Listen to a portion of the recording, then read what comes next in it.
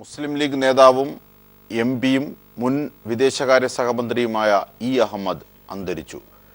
കഴിഞ്ഞ ദിവസം പാർലമെന്റിലെ സമ്മേളനത്തിനിടെ കുഴഞ്ഞു വീഴുകയായിരുന്നു. അതിനുശേഷം രാം മനോഹർ ലോഹി ആശുപത്രിയിൽ ചികിത്സയിലായിരുന്നു. പുലർച്ചെയാണ് അദ്ദേഹത്തിന്റെ മരണം ബന്ധുക്കൾ സ്ഥിരീകരിച്ചത്. വിവരങ്ങളുമായി ഇപ്പോൾ മനു ശങ്കരൻ ഞങ്ങളുടെ പ്രതിനിധി ചേരുന്നുണ്ട്. മനു, എപ്പോഴായിരുന്നു അന്ത്യം? ഇന്ന് പുലർച്ചെ 2:15 കൂടിയായിരുന്നു അന്ത്യം എന്നാണ് ഡോക്ടർമാർ സ്ഥിരീകരിച്ചിരിക്കുന്നത്. മുസ്ലിം ലീഗ് ദേശീയ അധ്യക്ഷനും മുൻ വിദേശകാര്യ സഹമന്ത്രിയുമായ ഇ അഹമ്മദ് എംപി അന്തരിച്ചു എന്ന് അദ്ദേഹത്തിന്റെ മരുമകൻ തന്നെയാണ് ആദ്യം മാധ്യമങ്ങൾ മുമ്പാകെ 2:20 കൂടി അറിയിച്ചത്. ഇതിനുശേഷം ഡോക്ടർമാർ ഇക്കാര്യം സ്ഥിരീകരിച്ചിരിക്കുന്നു. 78 വയസ്സായിരുന്നു അദ്ദേഹത്തിന്. അദ്ദേഹത്തിന്റെ മൃതദേഹം ഇപ്പോൾ ദില്ലി എയിംസിൽ എംബാം ചെയ്യാനായി മാറ്റിയിരിക്കുകയാണ്. ഇതിനുശേഷം ഇന്ന് രാവിലെ 8 മണി മുതൽ 12 മണി വരെ ദില്ലിയിലെ അദ്ദേഹത്തിന്റെ ഔദ്യോഗിക വസതിയിൽ തന്നെ പൊതുദർശനത്തിന് വയ്ക്കും. ഇതിനുശേഷം കരിപ്പൂർ വിമാനത്താവളത്തിലേക്ക് ഇന്ന് ഉച്ചയ്ക്ക് ശേഷം തന്നെ മൃതദേഹം കൊണ്ടുപോകും എന്നാണ് ലഭിക്കുന്ന വിവരങ്ങൾ. ഇതിനുശേഷം കരിപ്പൂരിലെ ഹജ്ജ് കമ്മിറ്റി മുമ്പാകെയും ഇതിനുശേഷം കോഴിക്കോട് ഹജ്ജ് കമ്മിറ്റി മുമ്പാകെയും പൊതുദർശനത്തിന് വയ്ക്കും എന്നാണ് ബന്ധുക്കൾ അറിയിച്ചിട്ടുള്ളത്. ഇതിനുശേഷം നാളെ കണ്ണിലായിരിക്കും അന്തിമോപചാര കർമ്മങ്ങൾ അടക്കം നടത്തുകയെന്നും വ്യക്തമാക്കിയിട്ടുണ്ട്. ഇപ്പോൾ അദ്ദേഹത്തിന്റെ മൃതദേഹം ദില്ലി എയിംസിൽ എംബാം ചെയ്തുകൊണ്ടിരിക്കുകയാണ്. ഈ നേരത്തെ ഈ രാഷ്ട്രപതിയുടെ നയപ്രഖ്യാപന പ്രസംഗം കഴിഞ്ഞ ദിവസം പാർലമെന്റിൽ പുരോഗമിക്കുന്നതിനിടെയായിരുന്നു ഇരിപ്പിടത്തിലിരിക്കുകയായിരുന്ന ഇ അഹമ്മദ് എംപി കുഴഞ്ഞു വീണത്. ഹൃദയാഘാതമായിരുന്നു ആ കുഴഞ്ഞു വീണലിന് കാരണമെന്ന് ആ സമയമേ വ്യക്തമായിരുന്നു. ഇതിനുശേഷം മറ്റ് എംപിമാരും പാർലമെന്റിലെ ഉദ്യോഗസ്ഥരും ചേർന്ന് പാർലമെന്റ് ആംബുലൻസിൽ കയറ്റിയാണ് അദ്ദേഹത്തെ പിന്നീട് RML ആശുപത്രിയിലേക്ക് എത്തിച്ചത്. RML ആശുപത്രിയിലെ തീവ്രപരിചരണ വിഭാഗത്തിലായിരുന്നു അദ്ദേഹത്തെ പ്രവേശിപ്പിച്ചത്. പിന്നീട് ഇദ്ദേഹത്തിന്റെ രക്തസമ്മർദ്ദം ഉയർന്ന നിലയിലേക്ക് കൊണ്ടുവരുവാൻ ഡോക്ടർമാർ വലിയ പരിശ്രമങ്ങൾ നടത്തിയെങ്കിലും അതിന് സാധിച്ചിരുന്നില്ല. പിന്നീട് 3 അംഗ വിദഗ്ധ ഡോക്ടർമാരുടെ സംഘം എത്തിയാണ് അദ്ദേഹത്തെ ചികിത്സിച്ചത്. ഇതിനുശേഷം വെന്റിലേറ്ററിലേക്ക് ഇദ്ദേഹത്തെ മാറ്റുകയായിരുന്നു. 12 മണിക്കൂറോളം വെന്റിലേറ്ററിന്റെ സഹായത്തോടെയാണ് ഇദ്ദേഹത്തിന്റെ ജീവൻ നിലനിർത്തിയത് എന്നാണ് ഇപ്പോൾ ലഭിക്കുന്ന വിവരങ്ങൾ. ഇ അഹമ്മദിന്റെ ബ്രെയിൻ വേവ് ടെസ്റ്റ് കൂടി നടത്തിയ ശേഷമാണ് ഡോക്ടർമാർ മരണം സ്ഥിരീകരിച്ചത്. ഇദ്ദേഹത്തിന്റെ ഹൃദയാഘാതവും അതോടൊപ്പം പ്രായാധിക്യത്തിലുള്ള മറ്റു രോഗങ്ങളുമാണ് മരണകാരണമെന്നാണ് ഇപ്പോൾ ഡോക്ടർമാർ സ്ഥിരീകരിച്ചിരിക്കുന്നത്. എന്തായാലും നാളെ തന്നെ കണ്ണൂരിൽ ഖബറടക്കം ഉണ്ടാകും എന്നാണ് ഇപ്പോൾ മനസ്സിലാക്കുന്നത്. അജിംഷാ, തീർച്ചയായും മറ്റു വിവരങ്ങളുമായി സന്തോഷ് സർലിംഗ് കൂടി ചേരുന്നുണ്ട്. തീർച്ചയായും സന്തോഷ് സർലിംഗിലേക്ക് പോകുന്നതിന് മുമ്പ് മനു, ഒരുപക്ഷെ അദ്ദേഹത്തിന്റെ മരണവുമായി ബന്ധപ്പെട്ട ചില നാടകീയ രംഗങ്ങൾ ആശുപത്രിയിൽ അരങ്ങേറിയതായി വാർത്തയുണ്ട്. എന്തൊക്കെയായിരുന്നു അത്? ആദ്യം ബന്ധുക്കൾക്ക് അദ്ദേഹത്തെ കാണാൻ ആശുപത്രി അധികൃതർ അനുവദിച്ചിരുന്നില്ല. തീർച്ചയായും ഈ അദ്ദേഹത്തെ കാണാനായി ബന്ധുക്കളും മറ്റും എത്തിയിരുന്നെങ്കിലും രാത്രിയോടുകൂടി അദ്ദേഹത്തെ കാണാൻ ഈ ഡോക്ടർമാരും മറ്റും അനുവദിച്ചിരുന്നില്ല. ഇതിനെ തുടർന്ന് ചെറിയ രീതിയിലുള്ള സംഘർഷം ആശുപത്രിക്ക് അകത്ത് ഉണ്ടായിരുന്നു. പിന്നീട് ബന്ധുക്കളെ കാണാൻ അനുവദിച്ചില്ല എന്ന വിവരം അറിഞ്ഞതിനെ തുടർന്ന് കോൺഗ്രസ് അധ്യക്ഷ സോണിയാഗാന്ധി അടക്കമുള്ളവർ നേരിട്ട് ആശുപത്രിയിലേക്ക് എത്തി. മുസ്ലിം ലീഗ് എംപിമാർ അടക്കമുള്ളവർ ആശുപത്രിയിലേക്ക് എത്തി. ഇതിനുശേഷം ബന്ധുക്കളെ അദ്ദേഹത്തെ കാണാൻ അനുവദിക്കണമെന്ന് ആവശ്യപ്പെട്ടു. എന്നിട്ടും ഇദ്ദേഹത്തെ കാണാൻ ഡോക്ടർമാർ അനുവദിക്കാതിരുന്നത് വലിയ ബഹളത്തിനും പ്രതിഷേധത്തിനുമാണ്. മനു, ദയവായി തുടരൂ. സന്തോഷ് സർലിംഗ് കൂടി ചേരുകയാണ്. സന്തോഷ്, ആശുപത്രിയിലെ മരണം സംബന്ധിച്ചുള്ള വിവരങ്ങൾ മനു നൽകി.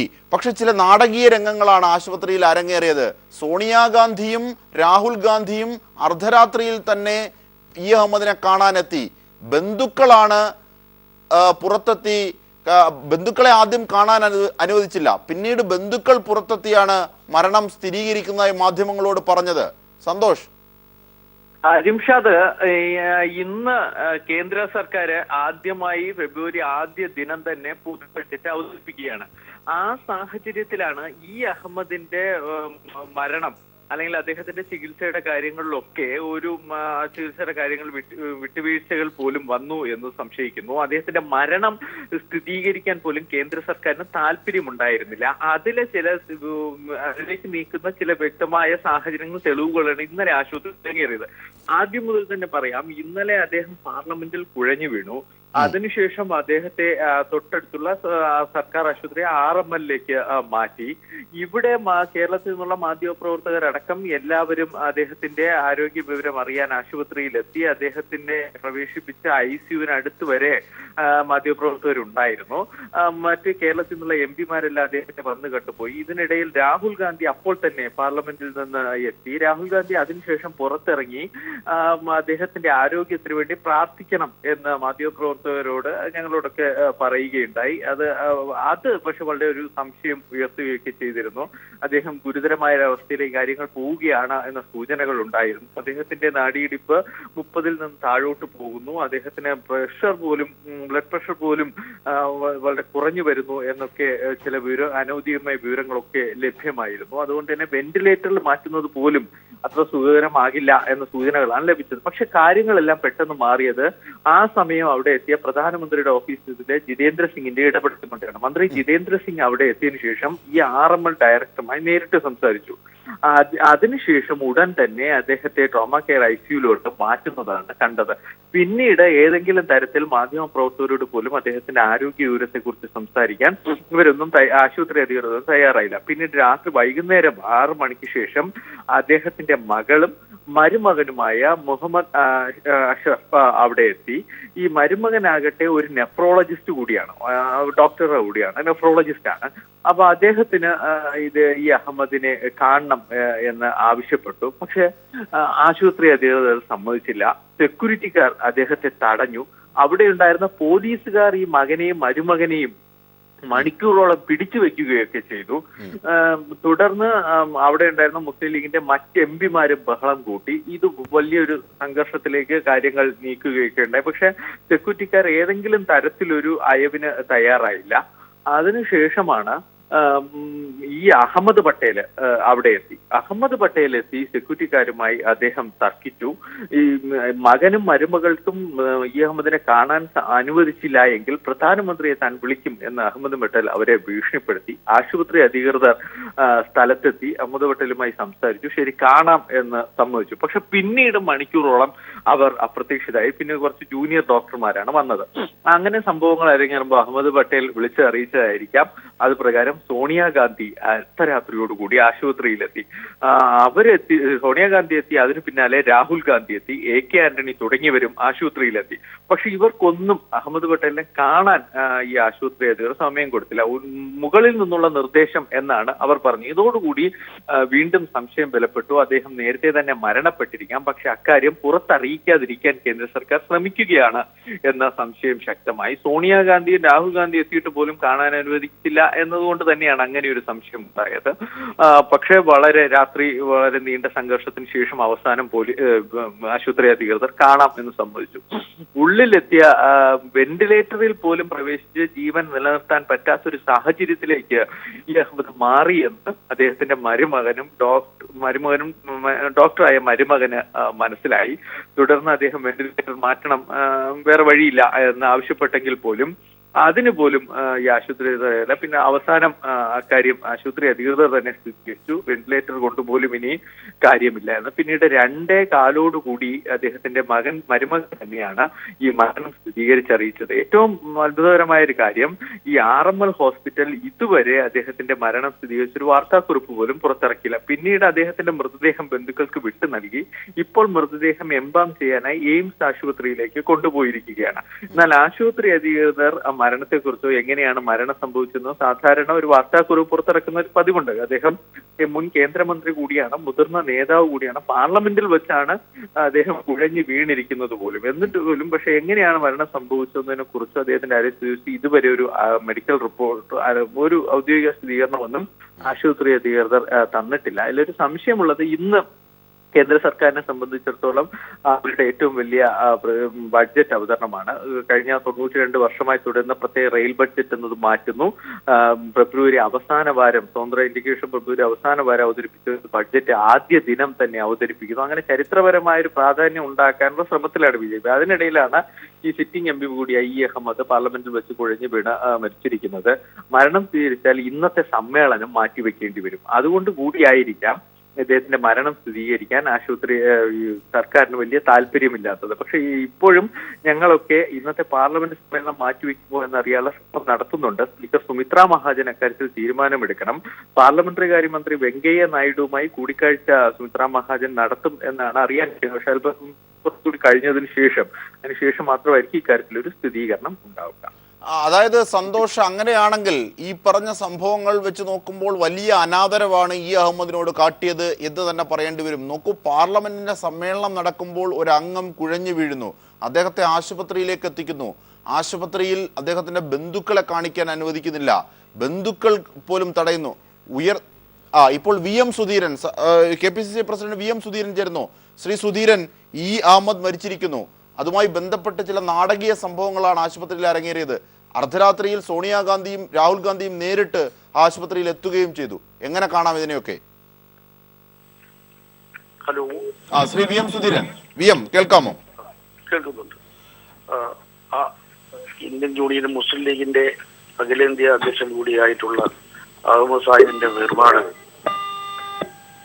ഹലോ, കേൾക്കുന്നുണ്ടോ? വേർപാട് വലിയൊരു നഷ്ടമാണ് രാജ്യത്തിന് വരുത്തിയിട്ടുള്ളത്. അങ്ങേയറ്റത്തെ മതേതരവാദിയായിരുന്നു അഹമ്മദ് സാഹിബ്. തികഞ്ഞ പാർലമെന്റേറിയനായിരുന്നു. ന്യൂനപക്ഷ സമൂഹത്തിന്റെ രക്ഷകനായിട്ടാണ് അദ്ദേഹം പ്രവർത്തിച്ചു വന്നിരുന്നത്. അദ്ദേഹത്തെ പോലെ ദേശീയ തലത്തിൽ ശ്രദ്ധേയനായ, ഏവരും അംഗീകരിക്കുന്ന, ആദരിക്കുന്ന പാർലമെന്റേറിയനായ ഒരു വലിയ നേതാവിന്റെ ചികിത്സയുമായി ബന്ധപ്പെട്ട് അല്ലെങ്കിൽ അദ്ദേഹത്തെ ആശുപത്രിയിൽ പ്രവേശിപ്പിച്ചതിന് ശേഷം ഇതുപോലൊരു വിവാദത്തിലേക്ക് കൊണ്ടുപോയ അധികൃത നടപടി അങ്ങേയറ്റം തെറ്റായിട്ടുള്ള നടപടിയാണെന്ന കാര്യത്തിൽ യാതൊരു സംശയമില്ല. അഹമ്മദ് സാഹിബിനെ പോലെ അറിയപ്പെടുന്ന ഒരു നേതാവ് ഡൽഹിയിൽ പാർലമെന്റ് അംഗങ്ങളും കോൺഗ്രസിന്റെയും മറ്റ് രാഷ്ട്രീയ സമൂഹത്തിന്റെയും പ്രധാനപ്പെട്ട നേതാക്കന്മാരൊക്കെ അവിടെ ചെന്നിരിക്കെ അദ്ദേഹത്തെ കാണാനോ ബന്ധുക്കൾക്ക് മക്കൾക്ക് കാണാനോ അവസരം ഉണ്ടാകാതെ പോയി എന്നുള്ളത് തികച്ചും വേദനാജനകമായിട്ടുള്ള തെറ്റായിട്ടുള്ള നടപടിയാണ്. അഹമ്മദ് സാഹിബിനോടൊപ്പം നിയമസഭയിലും ലോക്സഭയിലും പ്രവർത്തിക്കാൻ സാധിച്ചത് ഒരു വലിയൊരു അനുഭവമായി മനസ്സിലുണ്ട്. തികഞ്ഞ പാർലമെന്റേറിയനായിരുന്നു അദ്ദേഹം. നിയമസഭയുടെയും പാർലമെന്റിന്റെയും നടപടികളിൽ ഒരു ജനപ്രതിനിധിയുടെ ചുമതല കൃത്യമായി നിർവഹിക്കാൻ നിതാന്തമായ ജാഗ്രത അദ്ദേഹം വെച്ചു പുലർത്തിയിരുന്നു എന്നുള്ളത് ഏവർക്കും അറിയാവുന്ന കാര്യമാണ്. ഇന്ത്യൻ നാഷണൽ കോൺഗ്രസുമായി വളരെ അടുത്ത ബന്ധമാണ് അദ്ദേഹത്തിന് ഉണ്ടായിരുന്നത്. ഇന്ത്യൻ നാഷണൽ കോൺഗ്രസും ഇന്ത്യൻ യൂണിയനും മുസ്ലിം ലീഗും ഒരുമിച്ച് മുന്നോട്ട് പോകണം എന്ന് എക്കാലത്തും ആഗ്രഹിച്ച നേതാവായിരുന്നു അദ്ദേഹം. ബാബറി മസ്ജിദ് തകർക്കപ്പെട്ട സന്ദർഭത്തിൽ പോലും മനസ്സിൽ വേദനയുണ്ടെങ്കിലും പ്രതിഷേധമുണ്ടെങ്കിലും അത് രാജ്യത്ത് ഒരു അരാജകാവസ്ഥയിലേക്ക് രാജ്യത്തെ എത്തിക്കരുത് എന്ന നിർബന്ധത്തോടുകൂടി മതേതര മൂല്യങ്ങൾ ഉയർത്തിപ്പിടിച്ചുകൊണ്ട് മതസൗഹാർദ്ദത്തിന് പോറലേൽക്കാതെ അങ്ങേയറ്റം മുന്നോട്ട് പോകാൻ അദ്ദേഹം പ്രത്യേകമായി ജാഗ്രതയോടെ പ്രവർത്തിച്ചത് കടപ്പാടോടുകൂടിയാണ് സമൂഹവും രാജ്യവും എപ്പോഴും ഓർക്കുന്നത്. തീർച്ചയായും VM, ഒരു കാര്യം കൂടി, വലിയ വേദനയുണ്ട് നമുക്ക്, ശരിയാണ്. അനുശോചനം അറിയിക്കുന്നതോടൊപ്പം തന്നെ ഈ അഹമ്മദിനോടുള്ള ഒരു അനാദരവല്ലേ യഥാർത്ഥത്തിൽ കാട്ടിയത്? ബന്ധുക്കളെ കാട്ടാതിരിക്കുന്നു. സോണിയാഗാന്ധിയും രാഹുൽ ഗാന്ധിയും നേരിട്ട് അർദ്ധരാത്രിയിൽ ആശുപത്രിയിൽ എത്തിയിട്ട് പോലും അവരെ പോലും കാണിക്കുന്നില്ല. പാർലമെന്റ് അംഗം സമ്മേളനത്തിനിടെയാണ് കുഴഞ്ഞു വീണത്. എന്നിട്ട് പോലും അദ്ദേഹത്തിന്റെ മരണവുമായി ബന്ധപ്പെട്ട അനിശ്ചിതത്വവും നിലനിർത്തുന്നു. ആ നാടകീയമായ സംഭവങ്ങൾക്ക് ആശുപത്രിയെ വഴി തുറക്കുന്നു. മുകളിൽ നിന്നുള്ള നിർദ്ദേശമാണെന്ന് ആശുപത്രി അധികൃതർ പറയുന്നു. സെക്യൂരിറ്റിക്കാർ പോലും മകനെയും മരുമകളെയും തടയുന്നു. യഥാർത്ഥത്തിൽ ഈ അഹമ്മദിനോടുള്ള അനാദരവല്ലേ അത് കാട്ടിയത്? അത് ശരിയാണ്. അദ്ദേഹത്തോട് കാണിച്ച വലിയ അനാദരവാണ് എന്ന കാര്യത്തിൽ യാതൊരു സംശയവുമില്ല. ഒരിക്കലും ഉണ്ടാകാൻ പാടില്ലാത്ത തെറ്റായ നടപടിയാണ് അധികൃതരുടെ ഭാഗത്തുണ്ടായിട്ടുള്ളത്. ഇതേക്കുറിച്ച് ഗൗരവമായി അന്വേഷിക്കണം. ഇത്തരം സംഭവങ്ങൾ ഇനി ആവർത്തിക്കരുത്. ഇത് വളരെ ഗൗരവമായി തന്നെ ഇതേക്കുറിച്ച് അന്വേഷിക്കേണ്ടതാണെന്ന കാര്യത്തിൽ യാതൊരു സംശയവുമില്ല. തീർച്ചയായും ഈ ഘട്ടത്തിൽ ഞങ്ങളോട് സഹകരിച്ചതിനും വളരെ നന്ദി. KPCC പ്രസിഡന്റ് VM സുധീരനാണ് ഇക്കാര്യം പറഞ്ഞത്. ഈ അഹമ്മദ് വലിയ സംഭാവനകൾ നൽകിയ നേതാവ് തന്നെയാണ്. ഒപ്പം ഈ അഹമ്മദിനോട് കാട്ടിയ അനാദരവിനെ സംബന്ധിച്ചുള്ള പ്രതിഷേധവും അദ്ദേഹം അറിയിച്ചു. പീപ്പിൾ TVയിലൂടെ VM സുധീരനാണ് പ്രതികരിച്ചത്.